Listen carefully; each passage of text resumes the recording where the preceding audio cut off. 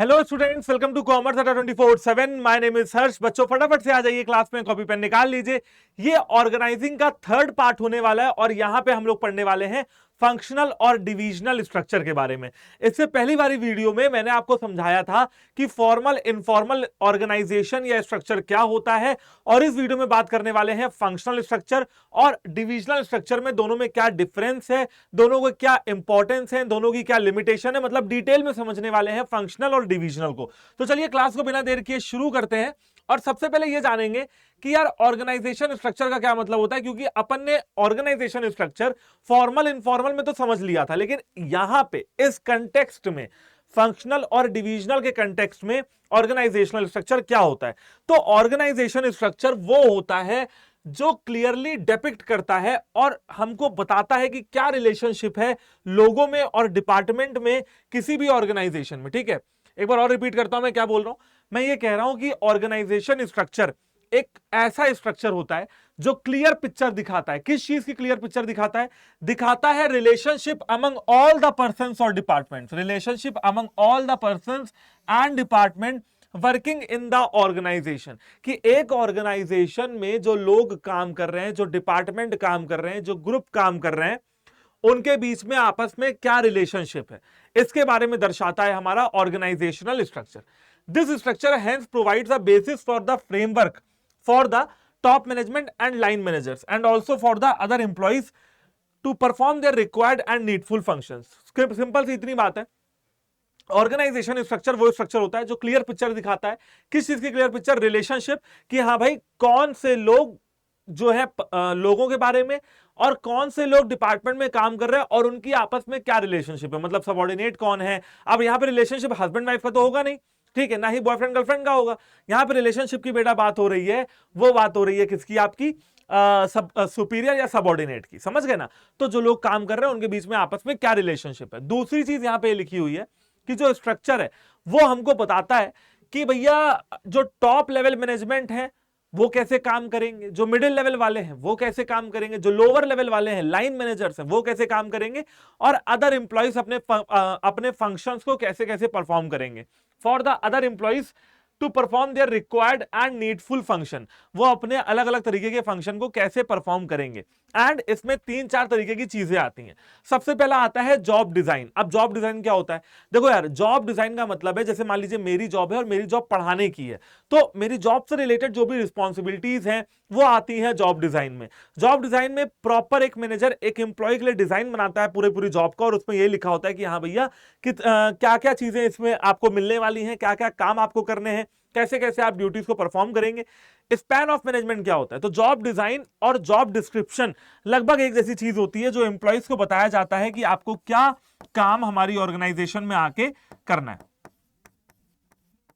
ठीक है, पहली चीज तो भैया ये हो गई। दूसरी चीज जो निकल के आती है वो निकल के आती है स्पैन ऑफ मैनेजमेंट। अब स्पैन ऑफ मैनेजमेंट जरा ध्यान से समझना, एक मैनेजर के अंदर कितने लोग काम कर रहे हैं, इसे कहते हैं स्पैन। स्पैन मतलब होता है खिंचाव। तो एक मैनेजर अपनी लिमिटेशंस को कहां तक खींच रहा है, एक मैनेजर के अंदर कितने नंबर ऑफ एम्प्लॉइज काम कर रहे हैं। मान लीजिए कि ये हमारा एक मैनेजर है और इसके अंदर 10 लोग काम करते हैं, 10 एम्प्लॉइज इसके सबऑर्डिनेट हैं और ये 10 एम्प्लॉइज का सुपीरियर है। ये 10 के 10 एम्प्लॉय इस एक मैनेजर को रिपोर्ट करते हैं। तो इस मैनेजर का स्पैन ऑफ मैनेजमेंट कितना हो गया? 10 एम्प्लॉइज का हो गया। मतलब कहां कहां तक कानून के हाथ जो है लंबे हैं। तो हमारे मैनेजर के हाथ कहां कहां तक पहुंचे हुए हैं? 10 एम्प्लॉइज तक पहुंचे हुए हैं। तो ये हो गया। फिर आता है बच्चों third point, delegation of authority. Delegation होता है मतलब अपनी अथॉरिटी को बांट देना to the next immediate next subordinate. जैसे भैया मान लो ये सुपीरियर है और इसने अपनी अथॉरिटी को एक इंसान को बांट दिया, इमीडिएट नेक्स्ट सबऑर्डिनेट को बांट दिया, इसे कहते हैं डेलीगेशन। डेलीगेशन के बारे में हमें यहां पे देखना पड़ता है। एंड चौथा हमें देखना पड़ता है डिपार्टमेंटेशन के बारे में, कि भैया हमने जो कामों को डिपार्टमेंट में डिवाइड किया है वो कर दिया है या नहीं किया। नहीं किया है तो कर दो तुरंत, और ये भी देखना कि काम प्रॉपर तरीके से वहां पे हो रहा है या नहीं हो रहा है। तो ये सारी चीजें ऑर्गेनाइजेशन स्ट्रक्चर में आ जाती हैं। अब फटाफट से बेटा देखते हैं कि भैया क्या होता है फंक्शनल और डिविजनल के बीच में डिफरेंस। देखो, जब मैंने आपको वो पढ़ाया फॉर्मल और इनफॉर्मल, तभी मैंने आपको फंक्शनल और डिविजनल के मतलब वो बता दिया था कि भैया दोनों के बीच में क्या डिफरेंस जो हम लोग पढ़ रहे हैं, तो क्या डिफरेंस है एंड डिफरेंस की क्या इंपॉर्टेंस है। जब मैंने आपको फॉर्मल इनफॉर्मल बताया था, तो बताया था कि इन दोनों को पढ़ने का सबसे बेस्ट तरीका क्या होगा कि अगर आप डिफरेंस पढ़ लें। जब मैं आपको फंक्शनल और डिविजनल पढ़ा रहा हूं ना, तो भी मैं आपको यही कहूंगा कि दोनों को पढ़ने का सबसे अच्छा तरीका क्या है कि भैया डिफरेंस पढ़ लो, डिफरेंस में चीजें और क्लियर हो जाएंगी, पिक्चर आपकी क्या हो जाएगी, क्लियर हो जाएगी। तो सबसे पहली बात निकल के आती है फॉर्मेशन की। फंक्शनल स्ट्रक्चर, जब आप ऑर्गेनाइजेशन को फंक्शन के हिसाब से बांटते हो, जैसे production department, purchase department, raw material department, sales department, marketing department, advertising department, जब ऐसे करके आप अलग अलग फंक्शंस में अपने ऑर्गेनाइजेशन को बांटते हो ना, तो उसे कहते हैं फंक्शनल डिपार्टमेंट। इसीलिए इसको कहा जाता है बेस्ड ऑन फंक्शंस। और जब आप अपने कंपनी को प्रोडक्ट के हिसाब से बांटते हो, है ना, प्रोडक्ट लाइन के हिसाब से बांटते हो, तो बेटा उसे कहते हैं डिविजनल स्ट्रक्चर। समझ गए बात को? जब आप फंक्शन के हिसाब से काम को बांटते हो तो फंक्शनल स्ट्रक्चर, जब आप प्रोडक्ट के हिसाब से काम को बांटते हो तो डिविजनल स्ट्रक्चर। कोई एग्जांपल दे दूं फटाफट से, ले लो एग्जांपल। देखो, मान लो कोई भी कंपनी है, तो कंपनी में भैया अलग अलग डिपार्टमेंट होते हैं, जैसा कि मैंने आपको पहले ही बताया था। ये कंपनी का मालिक है, इसने जो है अलग अलग डिपार्टमेंट बांट दिए। अब एक डिपार्टमेंट हो गया आपका जो प्रोडक्शन डिपार्टमेंट, प्रोडक्शन देखेगा, सेल्स डिपार्टमेंट सेल देखेगा, मार्केटिंग डिपार्टमेंट मार्केटिंग देखेगा। ऐसे ही बेटा ह्यूमन रिसोर्स डिपार्टमेंट लोगों को मैनेज करेगा। अलग अलग डिपार्टमेंट है, और हाँ, हर डिपार्टमेंट का अपना अपना फंक्शन है। प्रोडक्शन का फंक्शन है प्रोडक्शन करना, सेल का है सेल करना, मार्केटिंग का है एडवर्टाइजमेंट वगैरह करना, एचआरएम का है ह्यूमन रिसोर्स को मैनेज करना। कोई भी डिपार्टमेंट किसी भी और डिपार्टमेंट के फंक्शंस में दखल अंदाजी नहीं देगा, वो बस अपना अपना काम करेंगे। तो formation is based on function. और अगर आपकी कंपनी में डिवीजन किया गया है प्रोडक्ट के हिसाब से, जैसे कि भैया टाटा है, तो टाटा एक ऐसी कंपनी है बेटा जिसका नमक भी आता है टाटा सॉल्ट के नाम से, उसका जो है आप ये लगा लो कि गाड़ियां भी आती हैं टाटा मोटर्स के नाम से, स्टील बनता है टाटा स्टील्स के नाम पे, एक होटल भी चलाते हैं ये लोग ताज होटल के नाम से।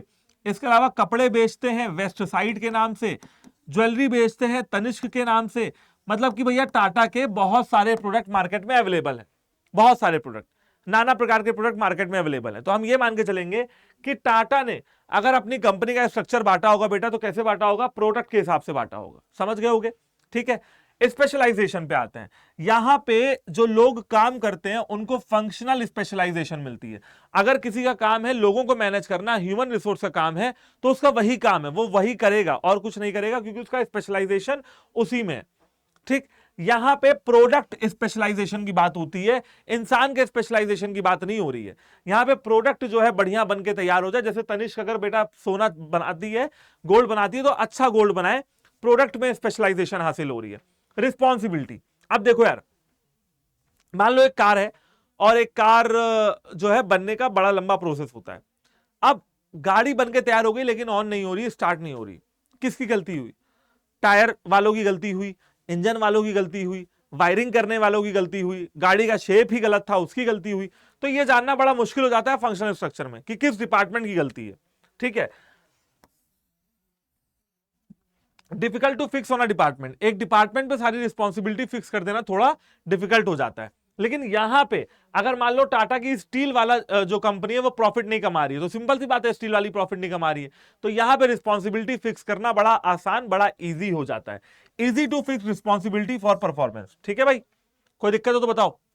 ठीक, यहां पे देखते हैं बेटा, किसी भी तरीके का कोई भी डाउट हो तो प्लीज कमेंट करके बता दिया करना। आप लोग क्लासेस तो प्रॉपर देख रहे हो, बट आपके डाउट्स नहीं रिसीव हो रहे हैं, तो डाउट्स एक बार अगर आपको क्लियर करने हैं, क्या कर सकते हो, एक बार कमेंट सेक्शन में बता सकते हो। नेक्स्ट क्लास में आपके डाउट ले लूंगा, और एक क्लास डाउट सॉल्विंग सेशन भी ले लूंगा। आप लोग अपने डाउट बता दीजिए फटाफट, तो उसके बारे में एक क्लास ले लिया जाएगा। ठीक है, इधर बात करते हैं मैनेजरियल डेवलपमेंट के बारे में।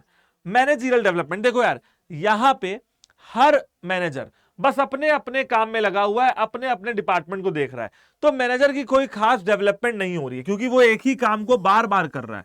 मैनेजर की कोई खास डेवलपमेंट नहीं हो रही है। लेकिन आप इधर देखते हो डिविजनल स्ट्रक्चर में, तो यहां पे मैनेजर को पूरी की पूरी छूट है कि जैसे तुम्हें जो मर्जी आए करो, तुम्हें कंपनी के पूरा मालिक हो बैठे हो, तो भैया यहां पे इजी होता है डेवलपमेंट करना, ऑटोनॉमी मिलती है, आजादी मिलती है डिसीजन लेने की, मल्टीपल फंक्शंस को परफॉर्म करने की, जबकि यहां पे आजादी नहीं मिलती है। कॉस्ट की बात किया जाए, ठीक है, फंक्शंस, अब गाड़ी में अगर टायर एक बार लग गया तो एक बार लग गया, समझ रहे हो ना भाई, प्रोडक्शन डिपार्टमेंट ने गाड़ी में टायर लगा दिया तो लगा दिया, अब दोबारा थोड़ा ना लगेगा। तो क्योंकि यहां पे डुप्लीकेशन नहीं होता है, एक बार काम हो गया सो हो गया, तो ये जो है इकोनॉमिकल है। लेकिन यहां पे रिसोर्सेज का डुप्लीकेशन हो सकता है। क्या पता कि स्टील आई, वो टाटा स्टील में भी गई और मोटर्स में भी गई गाड़ी बनाने के लिए, तो यहां पे रिसोर्सेज का डुप्लीकेशन हो गया, इसलिए हो सकता है कि ये महंगा लगे आपको डिविजनल स्ट्रक्चर। लास्ट बात करते हैं कोऑर्डिनेशन। यहां पे भैया अगर कोई कंपनी मल्टी प्रोडक्ट कंपनी है टाटा जैसी, अगर किसी कंपनी के बहुत सारे प्रोडक्ट हैं, टाटा जैसी कंपनी की बात हो रही है, तो वो भैया डिफिकल्ट हो जाएगा कोऑर्डिनेशन बैठा के रखना। ठीक है, बहुत डिफिकल्ट होगा कोऑर्डिनेशन बैठा के रखना।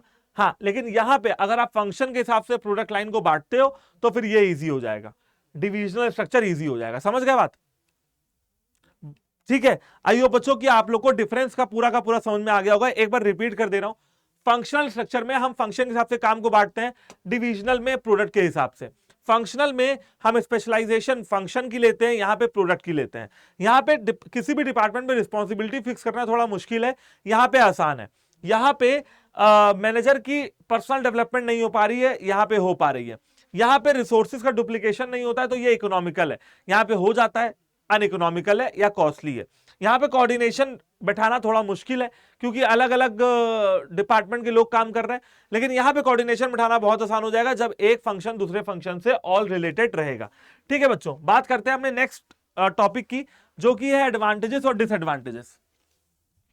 देखो यार, फंक्शनल स्ट्रक्चर के अपने कुछ एडवांटेजेस हैं और अपने कुछ डिसएडवांटेज हैं, और अगर डिविजनल की बात करें तो उसके अपने कुछ एडवांटेज हैं, कुछ डिसएडवांटेज हैं। हमको यह समझना होगा कि फंक्शनल जो है वो भी अपनी जगह ठीक है, डिविजनल वो भी अपनी जगह ठीक है। अगर आपकी कंपनी एक ही प्रोडक्ट बनाती है तो फंक्शनल ठीक है, तो आप अपना डिपार्टमेंट बांट दीजिए, वो काम करते रहेंगे। लेकिन अगर आपकी कंपनी मल्टी प्रोडक्ट में हाथ डाल के बैठी हुई है, मल्टी प्रोडक्ट कंपनी है, बहुत सारे प्रोडक्ट बनाती है, तो फिर डिविजनल उचित रहेगा। एक बार एडवांटेजेस और डिसएडवांटेजेस समझ लेते हैं ताकि आपको और मजबूती से समझ में आ जाए। सबसे पहला आता है बेनिफिट्स ऑफ स्पेशलाइजेशन। देखो यार, यहां पे हर डिपार्टमेंट अपना अपना काम करेगा। देखो मैं एक बार बता दे रहा हूं, यहां पे हर डिपार्टमेंट ए, चलो ABCD बोल लेते हैं, ABCDE, यहां पे हर डिपार्टमेंट अपना अपना काम करेगा, कोई किसी के काम में दखल अंदाजी नहीं देगा, तो स्पेशलाइजेशन का जो बेनिफिट है वो अचीव होगा। कोऑर्डिनेशन स्टैब्लिश हो पाएगी भाई, समझ रहे हो? क्योंकि आपस में डिपार्टमेंट्स के ऊपर जब हंटर चलेगा कि तुम्हें आपस में भी कोऑर्डिनेशन रखना है, मतलब ये डिपार्टमेंट है, मान लीजिए डिपार्टमेंट का नाम है ए, यहां पे बहुत सारे लोग काम करते हैं, ये सारे आपस में क्या है, कोऑर्डिनेटेड है, तो इनको आपस में तो कोऑर्डिनेशन रखना ही है, साथ ही साथ इनको दो डिपार्टमेंट में आपस में भी कोऑर्डिनेशन रखना है। मतलब डिपार्टमेंट के अंदर लोगों में भी कोऑर्डिनेशन हो और दो डिपार्टमेंट में भी कोऑर्डिनेशन हो। ठीक, तो कोऑर्डिनेशन जो भी होगी वो यहां पे बड़ी इजीली एस्टैब्लिश हो जाएगी। मैनेजरियल एफिशिएंसी इंक्रीज, अगर एक बंदा अपने डिपार्टमेंट को देखेगा तो उसकी एफिशिएंसी बढ़ेगी। ठीक, एफर्ट्स का डुप्लीकेशन नहीं होगा, गाड़ी एक बार पेंट हो गई प्रोडक्शन डिपार्टमेंट में तो दोबारा पेंट नहीं होने जाएगी, तो एफर्ट्स का डुप्लीकेशन नहीं हो रहा है। ट्रेनिंग चाहिए होगी, क्योंकि यहां पे प्रोडक्शन जो है वो मेन एक्टिविटी हो जाती है, तो ट्रेनिंग चाहिए होगी। सामान बेचने की भी ट्रेनिंग चाहिए होगी सेल्स डिपार्टमेंट में, प्रोडक्शन करने की भी ट्रेनिंग चाहिए होगी प्रोडक्शन डिपार्टमेंट में। Equal weightage to all functions. अब देखो बेटा, गाड़ी का पेंट होना जितना जरूरी है उतना ही जरूरी टायर लगना भी है, टायर लगना जितना जरूरी है उतना ही जरूरी एसी लगना भी है। कहने का क्या मतलब है कि यहां पे हर फंक्शन को इक्वल वेटेज दिया जाता है, और जितना जरूरी गाड़ी को बना के बेचने में है ना, उतना ही जरूरी मार्केटिंग करना भी है, तो सारे फंक्शंस की इक्वल इंपॉर्टेंस है। लेकिन यहां पे कुछ डिसएडवांटेजेस भी दिए हुए हैं। सबसे पहला है इग्नोरेंस ऑफ ऑर्गेनाइजेशनल ऑब्जेक्टिव। अब होगा क्या, सारे डिपार्टमेंट अपने अपने ऑब्जेक्टिव को पूरा करेंगे, ऑर्गेनाइजेशन ऑब्जेक्टिव को कहेंगे भाग यहां से, अपने ऑब्जेक्टिव पहले पूरे हो जाए, कल ऑर्गेनाइजेशन की देखेंगे। उसके बाद कभी कभी क्या होगा भैया, इंटर डिपार्टमेंटल कोऑर्डिनेशन नहीं बैठ पाएगा। आपस में तो ये कोऑर्डिनेटेड रह लेंगे, ये हमारे जो एम्प्लॉइज हैं प्यारे प्यारे, ये आपस में तो कोऑर्डिनेटेड रह लेंगे, लेकिन भैया दूसरे वाले से कोऑर्डिनेशन नहीं कर पाएंगे। समझ रहे हो? दूसरे डिपार्टमेंट से इनकी जलेगी। ठीक, ऐसा हो सकता है, मैं कह रहा हूं ऐसा हो सकता है। डिसएडवांटेज का मतलब यही कि ज्यादा अगर हद तक करोगे तो हो जाएगा। कॉन्फ्लिक्ट ऑफ इंटरेस्ट, कभी कभी लोगों के हित, लोगों की सोच नहीं मिलेगी, मनभेद होगा। समझ गए? हर्डल इन कंप्लीट डेवलपमेंट, और हर डिपार्टमेंट अपने आप को अच्छा बनाने में लगा रहेगा, इसलिए वो दूसरे डिपार्टमेंट की हेल्प नहीं करेगा, जिससे ओवरऑल डेवलपमेंट में फर्क पड़ेगा। अच्छी बात यह है कि ओवरऑल डेवलपमेंट हो। चलो जी, बात करते हैं बच्चों, किसकी बात कर लेते हैं सबसे पहले फटाफट से, डिविजनल ऑर्गेनाइजेशन के एडवांटेजेस की। अगर मैं प्रोडक्ट के हिसाब से अपनी कंपनी को बांटता हूं तो फिर जो डिविजनल हेड होंगे, जो उस प्रोडक्ट की कंपनी के हेड होंगे, उनका डेवलपमेंट हो पाएगा। हर डिवीजन का, हर प्रोडक्ट का अपना अपना रिजल्ट आएगा कि भैया बिस्कुट कितने का बिका, नमक कितने का बिका, गाड़ी कितने की बिकी, कितनी गाड़ियां बिकी, वो सब पता लग जाएगा। तो डिविजनल रिजल्ट्स हमको पता लग सकते हैं इजीली, और हम उनको एक्सेस भी कर सकते हैं। डिसीजन मेकिंग क्विक होगी, क्योंकि हर आदमी अपनी दुकान का मालिक होगा, हर आदमी अपने प्रोडक्ट का मालिक होगा। एक्सपेंशन ईजी जो है हो जाएगा, इजी एक्सपेंशन। डिविजनल ऑर्गेनाइजेशन के कुछ डिसएडवांटेज भी हैं। डिविजनल हेड्स के बीच में आपस में कहासुनी हो सकती है, फंक्शंस में डुप्लिसिटी हो सकती है, एंड एटीट्यूड आपका सेल्फिश हो सकता है। हो सकता है कि आप अपने प्रोडक्ट को ही बेहतर बनाने में लगे रहें, ऑर्गेनाइजेशन के ऑब्जेक्टिव को आपने कहा कि भैया भाड़ में जाए।